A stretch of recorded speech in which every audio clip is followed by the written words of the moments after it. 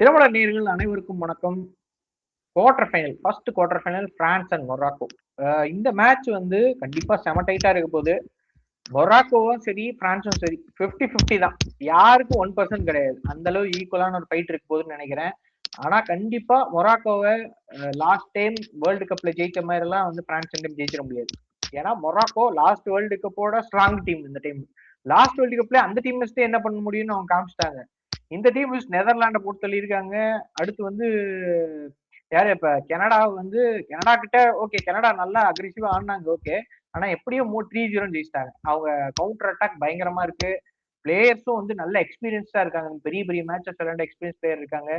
So இந்த மாதிரி விஷயங்கள்லாம் வரும்போது இப்போ பிரான்ஸ் அண்ட் மொராக்கோ வந்து எந்த லெவல்ல இருக்க போகுது மேட்ச், எலைட் குவாலிட்டியா இருக்க போகுதுன்னு நான் நினைக்கிறேன். வணக்கம் கபில். இப்போ என்னன்னா நீங்க சொன்ன மாதிரி 50-50 தான். முக்கால்வாசி பார்த்தீங்கன்னா 50-50 தான். இதில் வந்து என்னன்னா பிரான்ஸ் பார்ன் பிளேயர்ஸ் வந்து மொராக்கோல் இருக்காங்க. ஓகேவா? அவங்களுக்கும் கொஞ்சம் என்னன்னா சில இன்டர்னல்லாம் வெறி இருக்கும். நம்ம மொராக்கோ ஜெயிக்க வைக்கணும் அந்த மாதிரிலாம் சில விஷயங்கள்லாம் இருக்கு. அது போக என்னன்னா பிரான்ஸ் வந்து எல்லா மேட்ச்லும் நிறைய கோல் போடுறாங்க. அதை தான் பராகுவே தவிர அவர் டிஃபென்சிவ் ஆனதுனால. ஸோ ஆனால் மொராக்கோ அப்படி இல்லை. கனடா எல்லாமே என்னன்னா சின்ன டீம் கூட நல்லா பர்ஃபார்ம் பண்றாங்க, பெரிய டீம் கூட 1-1 டிரா அப்படியே வச்சிருக்காங்க. ஸோ பிரான்ஸ் கூட வரும்போது அப்போ கிளியரா என்ன தெரிய வருதுன்னா 1-1 டிரா மாதிரி மேட்ச் போகுங்கிறது கண்டிப்பா தெரிய வருது. பெனால்ட்டி போறதா எல்லாமே முன்னாடி நடந்திருக்கு. பிரேசில் மேல சரி, நெதர்லாண்ட்ஸ் மேல தெரியும், அப்படிதான் இருக்கு. அப்ப பெனால்ட்டி போயிருச்சுன்னா 1-0, 2-0, 3-0 ஜெயிக்க முடியாது. ஜெயிக்க எல்லாம் முடியாது. உண்மையான டஃப் டீம் வந்து இப்பதான் வருது பிரான்ஸோட தெரியுது. அப்புறம் இன்னொன்னா அவங்க இன்னும் எக்ஸ்பெரிமெண்டே பண்ணல. மெக்சிகோ மாதிரி அடி வாங்குறதுக்கும் வாய்ப்பு இருக்கு. நம்ம மெக்சிகோ வீடியோல பார்த்தோம் இல்லையா?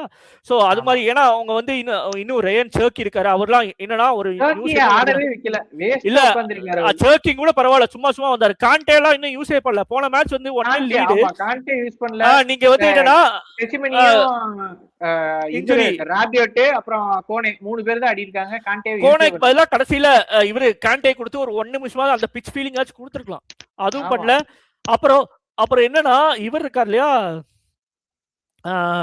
இது ரயன் சர்க்கியே வந்து எனக்கு டைம் கிடைக்கல, எனக்கு ஒரு இன்சோம்னியா மாதிரி ஒரு ஃபீல் ஆகுது அப்படின்லாம் சொல்லியிருக்காரு. ஸோ இதுவே வந்து ஃபேன்ஸ் இது பண்ணலாம். ஆனா மொராக்கோ வந்து எல்லா டைப் ஆஃப் டெஸ்ட் பண்ணிட்டாங்க. மிக்ஸ்ட் ஆஃப் இது, அப்புறம் mix of players, goalkeeper மாற்ற மாட்டாங்க. அதுக்கப்புறம் பாத்தீங்கன்னா லெஃப்ட் சென்டர் பேக் மாத்திருக்காங்க, லெஃப்ட் பேக் மாத்திருக்காங்க. அக்கிமி ஆட்ட அப்ப புவாடி எடுத்து மாத்திருக்காங்க. சூப்பரா ஆடினாரு, செம்மையா ஆடினாரு லாஸ்ட் மேட்ச். அப்புறம் பிரஹீம் டியாஸும் நல்ல ஃபார்ம்ல இருக்காரு. சோ அப்ப என்னன்னா ஈக்குவல் ரெஸ்ட் கொடுத்து வந்திருக்காரு. ஆனா போன மேட்ச் பாத்தீங்கன்னா பிரான்ஸுக்கு பாத்தீங்கன்னா வெயில், சரியான வெயில். பிலாடெல்பியால 140 என்னமோ சொல்றாங்க, எவ்வளவு டெம்பரேச்சர் பத்தி தெரியாது, பட் ரொம்ப வெயில். அதெல்லாம் விளையாண்டு வந்திருக்காங்க. சோ இது ஒண்ணு. ஆனா மொராக்கோக்கு வந்து அந்த ஸ்ட்ரைக்கர் சைபாரி இன்ஜுரியில் இருக்காரு. அதுக்கு ரஹீம் பெரிய பிரச்சனை. ஏன்னா சைபரி வந்து 4 மேட்ச் ஆடி 4 கோல் போட்டிருந்தாரு. சூப்பரா விளையாண்டாரு. கரெக்டா ஒரு டாப் குவாலிட்டி ஸ்ட்ரைக்கர் எப்படி ஆடுவாரோ எல்லா ஸ்கில்ஸும் அவருக்கு இருக்கு. அருமையான பிளேயரு. அன்பார்ச்சுனேட்டா இன்ஜுரியில போயிட்டாரு. அடுத்த மேட்ச் வருவாராங்கிறது சந்தேகம் தான். ஏன்னா அவர் ஒரு பெரிய மேஜர் மிஸ்ஸிங்கா இருப்பாரு பிரான்ஸ் கூட ஆடும்போது. ஏன்னா ரொம்ப பெரிய த்ரெட்டா இருந்தாரு ஃபார்வர்ட்ல. மொராக்கோவுக்கு வந்து ஒரு பெரிய த்ரெட்டா இருந்தாரு. அவர் இருந்தனாலதான் கோல் ஈஸியா போட முடிஞ்சது ஆக்சுவலா மொராக்கோவுக்கு. இப்ப அவர் இல்லாத சமயம் என்ன பண்ண போறாங்கன்னு தெரியல. மேபி அடுத்த மேட்ச் ஆடுவாரா, வாய்ப்பு ரூல்ட் அவுட்னு தான் நினைக்கிறேன். எனக்கு கரெக்டா தெரியல. சைபீரி ஆனா சூப்பரான பிளேயரு. கரெக்டா பெயின் முடிச்சு அவர் நல்ல எடுத்துட்டாங்க. ஆமா. சோ இப்ப இந்த மாதிரி சிச்சுவேஷன் இருக்கு. அப்புறம் ரெண்டாவது பாத்தீங்கன்னா பிரான்ஸும் மொராக்கோவும் 2 பேரும் 4-2-3 தான் யூஸ் பண்றாங்க. சோ என்னன்னா இன்னொன்னு வந்து மொராக்கோ வந்து முன்னாடி மாதிரிலாம் இது இப்ப அக்கிமி வந்து எல்லா மேட்ச்லயும் ஃபார்வர்ட் போய் ஆடுறாரு இல்லையா? இப்ப சொல்லியிருப்பாங்க நீங்க கொஞ்சம் கீழே நின்று தான் ஆடணும் அப்படின்னு. அதே மாதிரி மஸ்ராய் வந்து மேல ஏற மாட்டாரு. அப்ப இதாக அப்புறம் எம்பப்பே ஏற முடியாது. ஏன்னா பெரிய த்ரெட் இவங்க விங்கர் பிரான்ஸோட விங்கர் செம த்ரெட்டா இருப்பாங்க. அக்கிமி என்னன்னா உள்ள போய் ஆட முடியாது. ஆனா அக்கிமி கவர் பண்றதுக்கு புவாடி இருக்காரு, ஓரளவுக்கு மேக்கப் பண்ணுவாரு. சோ இப்ப என்ன நினைக்கிறா, ஃபார்வர்ட்ஸே வந்து தான் கம்பைன் பண்ணி கோல் அடிக்கிற மாதிரி வரும். அக்கிமி அப்பப்ப வருவாரு, புவாடி கவர் பண்றது இல்ல. எல்லைனாயும் சப்போர்ட் பண்ணுவாரு. லெஃப்ட் சைட்ல இருந்து இவர் ஏறவே மாட்டாரு. மஸ்ராய் பாருங்க, ஆனா டெம்பிள் பிரச்சனை ஸ்பீட் இருக்கு. சோ அதனால ஏற மாட்டாரு. அது ஒண்ணு. இன்னொன்னு வந்து எம்பப்பே வந்து ஒருத்தர் மார்க் பண்ணியே தீரணும். சென்டர் பேக்ஸ் தவிர எல்லைனாய் வந்து எம்பப்பே மார்க் பண்ணும். சோ இது ஒரு கிரிட்டிக்கலான சிச்சுவேஷன் இருக்கு. அப்புறம் என்னன்னா ராபியோ வந்து பிரான்ஸ்ல இருக்காரு இல்லையா, அவரும் வந்து எல்லா மேட்சும் அட்டாக் பண்ணி மேல வராரு, ஷாட் எடுக்கிறாரு. அது வந்து இப்ப பண்ண முடியும். ஏன்னா சப்போஸ் ஓப்பன் ஆகி லாங் பால் ஏதாச்சும் வந்துச்சுன்னா அந்த இடத்துல வந்து இது இவர் இருக்காரு ஆக்சுவலா வந்து கவுண்டர் அட்டாக்ல சூப்பரா இருக்காங்க மொராக்கோ. கிளினிக்கலா பினிஷ் பண்றாங்க. ஏன்னா லாஸ்ட் மேட்ச் கனடா கூடயே வந்து ஒரு கோல் தான் வந்து போட்டிருந்தாங்க 85th மினிட் வரைக்கும். அந்த கடைசி 2 கோல் 5 நிமிஷத்துல போட்டாங்க. கடைசி 5 நிமிஷத்துல கனடாவும் நல்லா ஈக்குவலா ஃபைட் பண்ணாங்க. அது வந்து நம்ம சொல்ல இல்ல முடியாது. கனடா ஃபர்ஸ்ட் ஹாஃப் ஒரு போட்டுருந்தாங்கன்னா மாறி இருக்கும். ஆனா அவங்க கிடைச்ச சான்ஸ் எல்லாம் விட்டுட்டாங்க கனடாக்கு. பட் அன்பார்ச்சுனேட்டா மிஸ் பண்ணிட்டாங்க. ஆனா அது கேபிட்டலைஸ் பண்ணி மொராக்கோ 3-0 ஜெயிச்சிட்டாங்க. பட் பிரான்ஸ் கிட்ட இருக்கிறது கொஞ்சம் டிஃபரெண்டா தான் இருக்கு. ஐ மீன் கொஞ்சம் இல்ல, ரொம்பவே டிஃபரெண்டா இருக்க போது. மொராக்கோ சந்திச்ச முக்கியமான ஒரு பெரிய டீம் பார்த்தா பிரேசில் தான். அவங்க கிட்ட டிரா பண்ணிருக்காங்க. ஸோ அப்ப கண்டிப்பா பிரான்ஸ் கூட ஆடும்போது அதை விட ஒரு டஃப் ஃபைட் கண்டிப்பா இருக்க போகுது. பார்ப்போம் மொராக்கோ எந்த அளவுக்கு கம்பீட் பண்றாங்க அப்படின்னு. மொராக்கோட்ட என்ன வீக்னஸ் இருக்கு? மொராக்கோ கிட்ட என்ன வீக்னஸ் பாத்தீங்கன்னா, அவங்க செகண்ட் ஹாஃப்ல எப்படியோ கோல் கன்சிட் பண்ற மாதிரி ஒரு சிச்சுவேஷன் ஆகுது. அதாவது வந்து ஃபர்ஸ்ட் ஹாஃப்ல ஃபுல்லா ஆடிட்டு அக்கிமி டிஃபெண்ட் பண்ண டைம்ல புவாடி ஒரு கான்சென்ட்ரேஷன் லூஸ் பண்ற டைம்ல பிரான்ஸ் மொராக்கோ ஆடும்போது மொராக்கோ ஆடின மேட்ச்ல எல்லாம் வந்து பொசிஷனிங் அதிகம் வச்சிருந்தாங்க மொராக்கோ. இப்ப பிரான்ஸ் கூட ஆடும்போது அவங்களும் பொசிஷன் வைக்க முடியாது.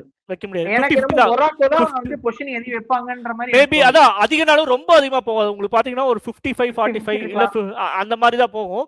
சோ அது என்னன்னா பொசிஷன் வந்து இப்ப டிஃபரன்ஸ் மேக் பண்றல. Chance creation, dangerous chance, shot on target. ஏன்னா இவங்க மொராக்கோ சென்ட்ரல் டிஃபெண்டிங் மிட்ஃபீல்டர்ஸ் வந்து பிரான்ஸோட நல்லா குவாலிட்டியான சென்ட்ரல். ஆமா, ஷூமெனியோட நல்லாவே இருக்காங்க. அதனால பொசிஷனிங் வந்து மொராக்கோ பெட்டரா வச்சிருப்பாங்க அப்படின்னு நான் எதிர்பார்க்கிறேன். ஏன்னா லாஸ்ட் வேர்ல்டு கப்ல ஆடும்போது அதே சென்ட்ரல் மிட்ஃபீல்ட் டிஃபெண்டிங் மிட்ஃபீல்டர்ஸ் தான் இப்பயும் ஆடுறாங்க பிரான்ஸ்க்கு. அதே டச்சுமினி ராபியட் தான் வந்து இந்த வருஷம் ஆடுறாங்க.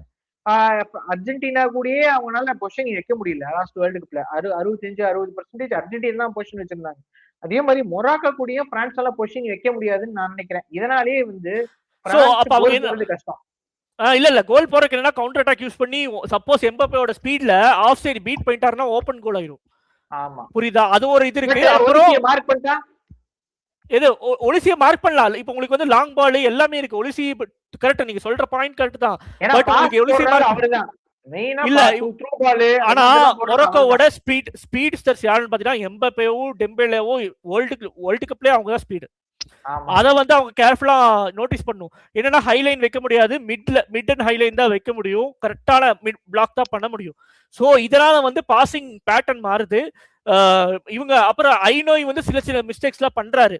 புவாடி பண்ணல அந்த மிஸ்டேக்ஸ் பண்ணி பாஸ் வந்து எப்படி ஒடேகார்டோட மிஸ்டேக்னால சான்ஸ் கிரியேட் ஆச்சுல, அதெல்லாம் நடந்துச்சுன்னா கோல் ஆயிரும். அதே மாதிரி வந்து பிரான்ஸ்லயும் வந்து என்னன்னா ஆனா என்னன்னா இவங்க சென்டர் பேக் சூப்பரா இருக்காங்க. உப்பாமெக்கானாவும் சாலிபா நேத்தோட அந்த இவரை பிடிக்கிறதுக்கு ஒரு ஸ்பீடு 34 கிலோமீட்டர்ல ஓடி இருக்காரு. அப்ப உங்களுக்கு சென்டர் பேக் செமையா இருக்காங்க. ஸ்பிரிண்ட் ரொம்ப முக்கியம். அதுவும் எம்பாப்பே மாதிரி ஆளை பிடிக்கணும்னா ஸ்பிரிண்ட் இருந்தா மட்டும் தான் பிடிக்க முடியும். அதனால எம்பாப்பே கண்ட்ரோல் பண்றதுக்கு இந்த மாதிரி 34-35 கிலோமீட்டர்ல ஓடுறவங்க யாராவது மொராக்கோல இருந்தா பிடிக்கலாம். எனக்கு என்ன மொராக்கோல அந்த அளவுக்கு இல்ல, அது ஒரு பிரச்சனையா இருக்கு. ஹக்கீமி தான் பிடிக்கணும். இல்ல ஹக்கீமி ரைட் பேக்ல விளையாடுவாரு. அப்ப அவர் பிடிக்க முடியாது. முன்னாடி ஓடினாருன்னா அவர் வந்து உள்ள வர முடியாதுன்ற. இப்ப ஹக்கீமி வந்து அவ்வளவு தூரம், ஹக்கீமியும் மசுரோயும் அவ்வளவு தூரம் உள்ள வர முடியாது. இதனாலேயே வர முடியாது. ஆமா, இப்ப சென்டர் பேக் ஓட முடியலன்னா ரைட் பேக் தானே ஓடணும் டிஃபெண்ட் பண்றதுக்கு. சோ அப்புறம் அவங்க உள்ள போலனா கிராசஸ்லாம் கம்மியாகும். சோ இவங்க ஹெட் பண்றவங்களா இருக்காங்க, ரஹீமி இந்த மாதிரி பிளேயர்ஸ். சோ வந்து என்னன்னா இப்போ வந்து என்னன்னா மிட்ஃபீல்டர்ஸோட விங்கர்ஸோட ஒர்க் ஜாஸ்தி ஆகுது. ஊனாகி, பிலால் எல் கனூசா, பிரஹீம் டியாஸ் 3 பேர் வந்து எக்ஸெப்ஷனலா விளையாண்டாங்கன்னா தான் கோல் போட முடியும். ஓகே. இப்ப பிரான்ஸுக்குன்னு பார்த்தோம்னா இப்ப விளையாண்ட மேட்ச் பொறுத்தவரை எல்லா மேட்ச்லயும் அவங்க தான் டாமினேட் பண்ணிருக்காங்க. இப்ப பெரிய டீம்னு பார்த்தோம்னா மொராக்கோ தான் அவங்களோட குவாலிட்டிக்கு ஈக்குவலான ஒரு டீம். இதுலதான் வந்து பிரான்ஸோட உண்மையான அந்த டாக்டிக்ஸா இருக்கட்டும், இல்ல அவங்க ஸ்ட்ரென்த் வீக்னஸ் எல்லாமே நமக்கு தெரியும். ஸ்ட்ரென்த் நம்ம சொல்ல தேவையில்ல, அவங்க அட்டாக் தான். வீக்னஸ் என்னங்கிறது, எந்த இடத்துல அவங்களுக்கு ஹோல் இருக்கு அப்படிங்கிறது இதுல நம்ம கிளீனா தெரிஞ்சுக்கலாம்னு நினைக்கிறேன். சரி பார்ப்போம். ஏன்னா இது கொஞ்சம் விறுவிறுப்பா தான் இருக்க போகுது மேட்ச்.